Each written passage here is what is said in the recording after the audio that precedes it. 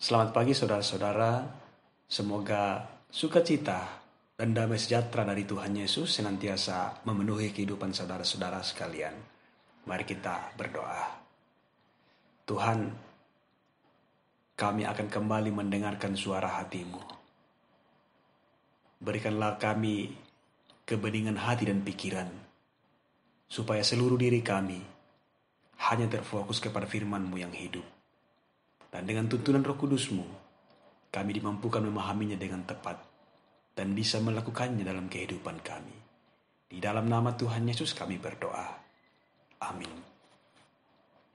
Lukas pasal 14 ayat 15 sampai 24 firman Tuhan. Mendengar itu, berkatalah seorang dari tamu-tamu itu kepada Yesus, "Berbahagialah orang yang akan dijamu dalam kerajaan Allah." Tetapi Yesus berkata kepadanya, "Ada seorang mengadakan perjamuan besar, dan ia mengundang banyak orang. Menjelang perjamuan itu dimulai, ia menyuruh hambanya mengatakan kepada para undangan, 'Marilah, sebab segala sesuatu sudah siap.' Tetapi mereka bersama-sama meminta maaf. Yang pertama berkata kepadanya, 'Aku telah membeli ladang, dan aku harus pergi melihatnya. Aku minta dimaafkan.' Yang lain berkata, 'Aku telah membeli 5 pasang lembu, kebiri, dan aku harus pergi mencobanya. Aku minta dimaafkan.' Yang lain berkata, 'Aku baru kawin, dan karena itu aku tidak dapat datang.' Maka kembalilah hamba itu dan menyampaikan semuanya itu kepada tuannya. Lalu murkalah tuan rumah itu dan berkata kepada hambanya, 'Pergilah dengan segera ke segala jalan dan lorong kota, dan bawalah kemari orang-orang miskin, dan orang-orang cacat, dan orang-orang buta, dan orang-orang lumpuh.' Kemudian hamba itu melaporkan, 'Tuan, apa yang Tuhan perintahkan itu sudah dilaksanakan. Tetapi sekalipun demikian, masih ada tempat.' Lalu kata Tuhan itu kepada hambanya, 'Pergilah ke semua jalan dan lintasan, dan paksalah orang-orang yang ada di situ masuk. Karena rumahku akan penuh. Sebab aku berkata kepadamu, tidak ada seorang pun dari orang-orang yang telah diundang itu akan menikmati jamuanku.'" Demikian firman Tuhan. Saudara-saudara yang dikasihi Tuhan, renungan Jemaat Kota 7 Juni 2020. Apa yang paling utama? Saudara-saudara yang dikasihi Tuhan, pernahkah saudara-saudara berhadapan dengan situasi yang memaksa saudara harus berpikir keras tentang apa yang paling utama dalam hidup ini? Ataukah saudara pernah memiliki waktu yang dengan sengaja diluangkan untuk berpikir sejenak mengenai apa yang paling berharga dalam kehidupan saudara-saudara? Salah seorang tamu dalam perjamuan makan dalam bacaan kita pada hari ini menyimak dengan begitu baik ajaran Yesus. Kemudian ia merespon dengan berkata, "Berbahagialah orang yang akan dijamu dalam kerajaan Allah." Ayat 15 bacaan kita.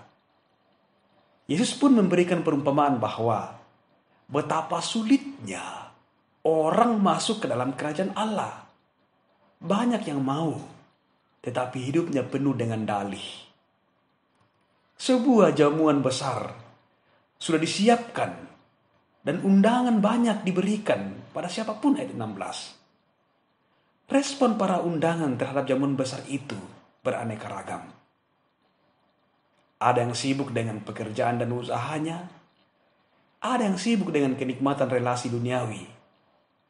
Dan tak sedikit juga yang disibukkan dengan kesusahan hidup. Bisa dibaca di dalam ayat 21 sampai 22. Undangan sukarela telah diberikan, namun itu diabaikan. Undangan dengan paksaan untuk datang dalam kebahagiaan telah dikumandangkan, namun tetap tak dihiraukan juga. Saudara-saudara, perumpamaan ini hendak mengajarkan sesuatu yang sangat penting. Tuhan mengingatkan bahwa hal yang penting, yang paling utama dalam kehidupan kita adalah relasi kita bersama dengannya. Sekarang dan di dalam kekekalan. Jangan sampai saudara-saudara, kesibukan, pekerjaan, keluarga, kesenangan-kesenangan pribadi yang sifatnya sementara akan menghalangi relasi kita dengan Tuhan.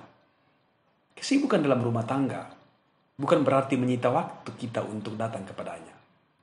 Bahkan, kesusahan hidup jangan menjadi alasan untuk kita menyalahkan diri atau menyalahkan Tuhan. Karena tak ada ruang bagi kita untuk melupakan Tuhan, karena kita diciptakan untuk berelasi kekal dengan Tuhan. Saudara-saudara, perumpamaan dalam bacaan kita hari ini menjadi gambaran yang begitu baik dan benar dalam dunia kekristenan masa kini. Bahwa terlalu banyak orang mendengar suara Tuhan, tetapi banyak yang berdalih.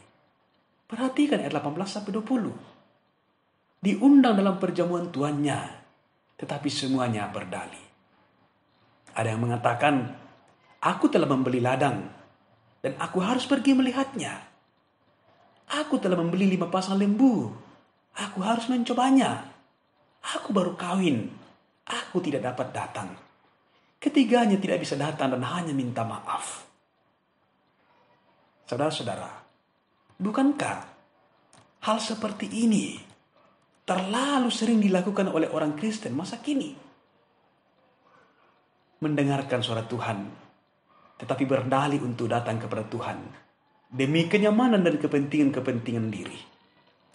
Dan ayat terakhir bacaan kita, saudara-saudara, dikatakan bahwa tidak ada seorang pun dari orang-orang yang telah kuundang itu akan menikmati jamuanku.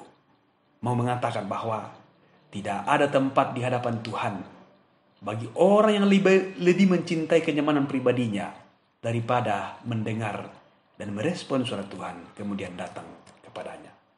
Karena itu saudara-saudara yang dikasihi Tuhan, ungkapan mengatakan penyesalan akan selalu datang terlambat.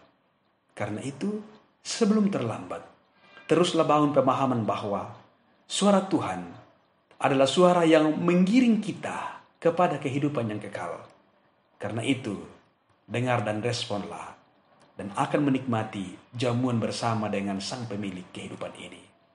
Karena hal yang paling utama dalam hidup kita adalah relasi yang intim kita dengan Tuhan, yang akan menghasilkan iman yang benar. Dan iman yang benar itu akan menghasilkan cara hidup yang benar pula. Kiranya Roh Kudus menolong kita untuk melakukannya. Haleluya. Amin. Mari kita berdoa. Ya Tuhan, banyak hal yang kami anggap penting di dunia ini. Namun kami diingatkan melalui firman-Mu pada saat ini bahwa yang paling penting, yang paling utama dari semua yang ada di dunia ini adalah relasi kami bersama dengan Tuhan. Karena di dalam relasi itulah akan menghasilkan iman yang benar. Dan iman yang benar itu akan menghasilkan cara hidup yang benar. Dan itu bernilai kekekalan. Tuhan, tolonglah kami. Kami akan terus berelasi dengan baik bersama dengan Tuhan yang adalah pemilik kehidupan kami. Peliharakanlah kami Tuhan sejauh hari ini. Bahkan untuk selama-lamanya di dalam menjalani kehidupan kami selanjutnya. Di dalam nama Tuhan Yesus kami datang berdoa kepada Bapa di sorga. Amin.